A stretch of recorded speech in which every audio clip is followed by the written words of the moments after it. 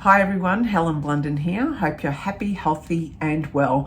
It's time for a new book review today where I share some life lessons out of books that I have been reading. I'm going to do something a little bit different today, and instead of talking about one book, I'm going to talk about two books this time. One of which I am sure that you have heard about, I'm sure that you have read, and I'm sure that you have definitely heard about this particular author. I am, of course, talking about The Adventures of Huckleberry Finn by Mark Twain. The second book I'll talk about is Percival Everett's James, which was shortlisted for the 2024 Booker Prize. It didn't win the Booker Prize. The book that actually won the Booker Prize was Orbital, which I haven't read as yet. Now, the reason I'm going to talk about these two books together is because they are linked in storyline and they're linked by the retelling of different perspectives. One is from the perspectives of a young boy, written from an author who wrote this book about 20 years after slavery was abolished in the US. This book, James, was written obviously and published in 2024, which is the retelling of Jim the slave and his own perspectives of the various adventures of Huckleberry Finn. The reason why I read this book is because I am a member of my local book club, which is run from my library. When they said that this is this month's book, part of me thought, oh no, I don't want to read it. It's because I didn't know anything about the story of James, and only after reading the back of it, I thought I cannot read James without first reading Mark Twain's Huckleberry Finn. I don't know about you, but the only book of Mark Twain's that I had read many years ago was Tom Sawyer, but I never got round to reading The Adventures of Huckleberry Finn. This was interesting in the sense that while my husband, who's also a member of the same book club, was reading this book, I was reading this book at the same time, and together we would talk to each other about what was happening in the respective parts of the book so that we saw where the overlaps and the linkages were. He didn't tell me the little twists in the end, and he certainly didn't tell me about any spoilers, which I'm not going to do here either. Talk today is the things that I both liked about this book. I think there is a benefit to you having read Huckleberry Finn first before you read James, although you really don't. I felt I needed to, because in order for me to understand James and understand the situation that he was in at that time, Huckleberry Finn put it all into context for me. So while Huckleberry Finn was off on his adventures with the different people that he had struck upon down the Mississippi River, this book actually explained what was happening to Jim while Huckleberry Finn was on his adventures. This one is written in three different parts. They're all from James' perspectives, and in one sense, the last third of this book goes on a tangent of sorts, much like this one goes on a tangent, and I'll come back to what that tangent was. So for The Adventures of Huckleberry Finn, as I was reading this book, what I love about the writing of Mark Twain was with a different vernacular of that time, and it put you in a time and a place that was actually quite horrible. The terrible treatment of the slaves by the whites, but also how they all spoke to each other. Language was a big thing, and at times I found this difficult to read because I had to put myself in that vernacular, and at times I had to read it out loud to understand what they were talking about. But Mark Twain's writing was at times humorous, and you could read into it that he must have been some kind of a raconteur himself, because it was humorous. Although I do say that the third part in this book was it was cruel. It was cruel, especially with regards to Tom Sawyer. Every time Tom Sawyer got into the story, he was a real ratbag, and that's not how I remembered as a kid what Tom Sawyer was like. But in this book, I simply didn't like Tom Sawyer. I liked Huckleberry Finn because he was a young lad who was trying to make sense of the crazy world. I felt that he was a lot more empathetic to people and their situation, but he couldn't make sense of it. And naturally he couldn't make sense because he was in a world where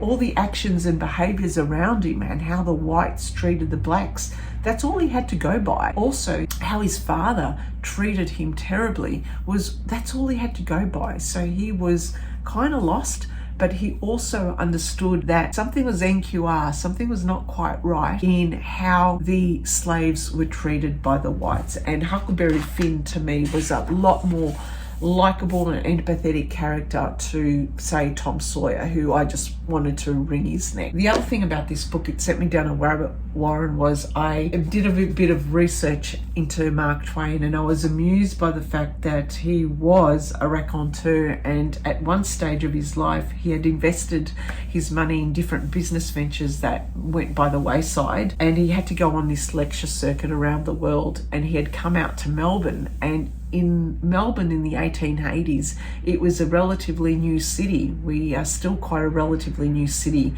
and it was an up and coming city. And Mark Twain had come here to our city and had been on the various lecture circuit, and there was a book written about his time in Melbourne and how he found speaking with the Australians, and how the fact that he was invited to go to the Melbourne Cup race, which is like the Ascot races. It's a very big race here in Melbourne that the entire nation stops for. In fact, it's a holiday here in Melbourne for us.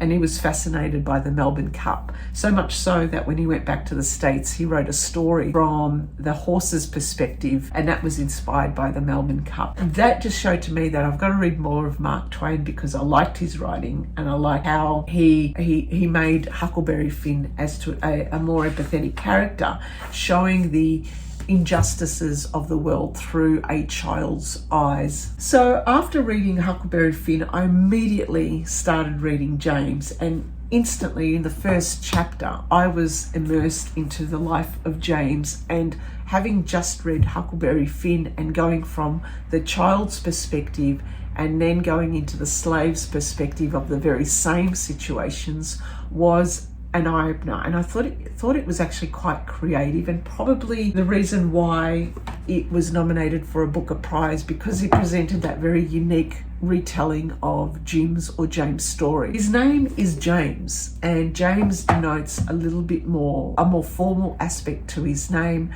but also the fact that James in this book is educated, he's literate, he's articulate. He comes across as also quite empathetic to Huck, for various different reasons, and I'm not going to talk about any spoilers in this book. This is something that you have to read, and then you'll understand what I'm talking about. But what Percival Everett did in this book was he used language as that distinction, and that's the aspect that I like. The fact that the slaves had their own language where they spoke to each other in normal English. They didn't speak in this very hard to understand slave language that put them at a lower class to the whites. In fact, language made this distinction that the slaves had higher level thinking, higher level order thinking, because of the fact that James also had these visions or these dreamlike states where he was having these philosophical and ethical arguments around slavery,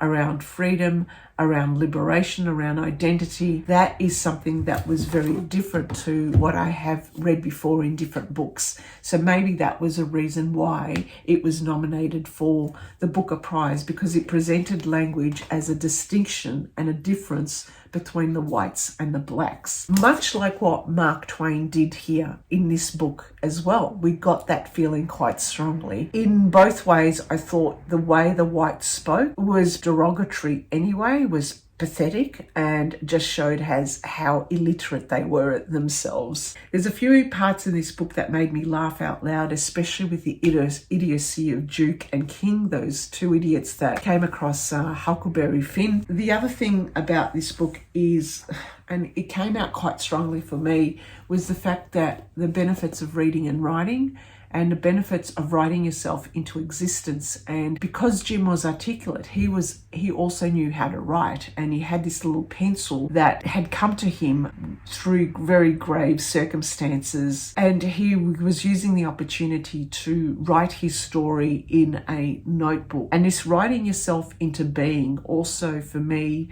was an expression for the author to basically say, to give James a voice and to give himself an identity, and want to scratch away this idea that Jim was helpless in this book. The third part of both these books go on complete tangents. I felt that the last third of this book was, and especially that part with Tom Sawyer and how mean and very cruel-spirited he was, knowing that Jim was actually free, but going through this whole cockamamie story of getting him out and free from his prison. That was really disconcerting. But in the third part of this book, James also goes on a complete tangent where he becomes quite vengeful in that aspect because he wants to get away to his family. And I found both of those third parts, both of those end bits to those stories quite, in one sense, one was ridiculous and the other one was quite illogical with regards to how it was panning out and how I found James to be in the first two parts of the story. But I understand why and how he went down that path because of the brutality of the circumstances that he was living in. They are my I guess the few things that jump out at me was the language, in the use of language to create that distinction between class and to show superiority over certain races, the abysmal treatment of the whites against the blacks, and it is something that in both situations they show quite definitively how hard it would have been and how dangerous it was for the blacks, how terrible it was for the blacks, but also an understanding of the empathy and understanding that where your roots are, how you behave in certain ways in difficult situations and why you behave in certain ways, the benefit of reading, of writing, and how these then also help you structure arguments about freedom, about liberation, about knowing what's right and what's wrong. For me, when I was reading Huckleberry Finn, I think the overall feeling that I got for reading this was just contempt for the white people and seeing that how illiterate they were and how their behaviors and actions were so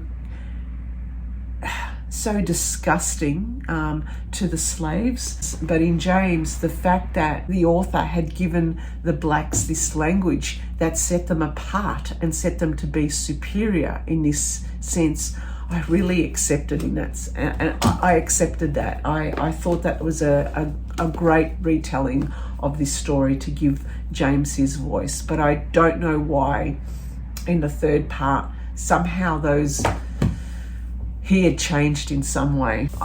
Let me know what you think, because it is a book that will definitely have a lot of discussion at our book club. I am sure of it, and I know that I'm missing massive parts in my own thinking simply because of my own background as a white Australian and in a country who has its own history between the blacks and the whites, and a history that is violent, that is terrible as well. So let me know what you think of James, and if you've read Huckleberry Finn and James together, what were your thoughts? What stood out for you? Thank you for listening and thank you for watching. Bye for now.